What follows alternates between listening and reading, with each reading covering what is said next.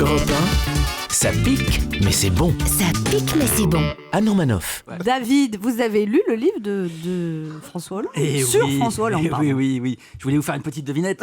Ne déflorons rien. Ne déflorant rien. Un livre. Alors un indice, le héros a vieilli, il porte des lunettes, il a des pouvoirs, mais il ne sait pas comment s'en servir. C'est... Eh ben non, c'est pas Harry Potter, c'est le dernier François Hollande. Ah oui, alors j'ai acheté Un président ne devrait pas dire ça, ou plutôt j'ai tenté de l'acheter parce qu'il est en rupture de stock. Ouais. Alors j'entends déjà les mauvaises langues, et donc pour une fois qu'un truc estampillé Hollande se vend bien, oh, vous êtes méchants. Eh ben je l'ai téléchargé du coup, et je vous le dis Tu l'as téléchargé illégalement? Non, pas vraiment. Oui, je ne sais pas, j'ai pas... T'as payé ou t'as pas payé? J'ai si. Bien sûr. Risquer la prison pour un bouquin de François Hollande quand même. Bon bref, quelqu'un me l'a montré de loin. Et je vous le dis, non, en plus c'est un gros bouquin, il y a beaucoup de pages. Et je vous le dis honnêtement, s'il ne doit rester qu'un seul Hollandais, ce sera moi. Enfin, il y aura moi et Julie Gaillet, 2 comédiens au chômage. Non mais vous savez, non mais franchement, non, plus je lis ce bouquin, plus je l'adore Hollande. Tiens, quand il dit que ça va mieux, c'est vrai, ça va mieux dans sa vie privée à lui. Hein, attends, tu m'étonnes, quand il a viré Trierweiler pour Gaillet, il a échangé Cruella contre Cendrillon. Donc, Alors là, vous avez vu le dernier SMS de Valoche, elle revient sur l'affaire des 100 dents. Hein, non mais ils ont fait des tests, il paraît qu'un pitbull lâche plus facilement sa prise que Valérie Trierweiler. Non mais il se défend François dans le bouquin, il dit qu'elle a sorti l'expression de son contexte. Bah bien sûr, hein, chez lui c'est affectueux. Imagine, entre Valls et Macron, il préfère les 100 dents à ceux qui ont les dents qui raillent le parquet.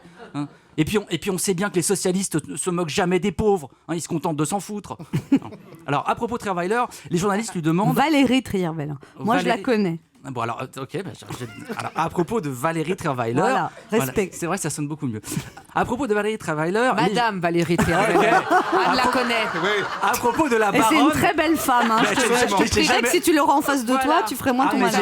J'ai jamais dit le contraire, j'allais y venir. À propos de Valérie Trierweiler, les journalistes lui demandent à François Hollande s'il n'aurait pas dû la quitter plus vite. Et Hollande répond: est-ce que je n'aurais pas dû plutôt procéder à une décision?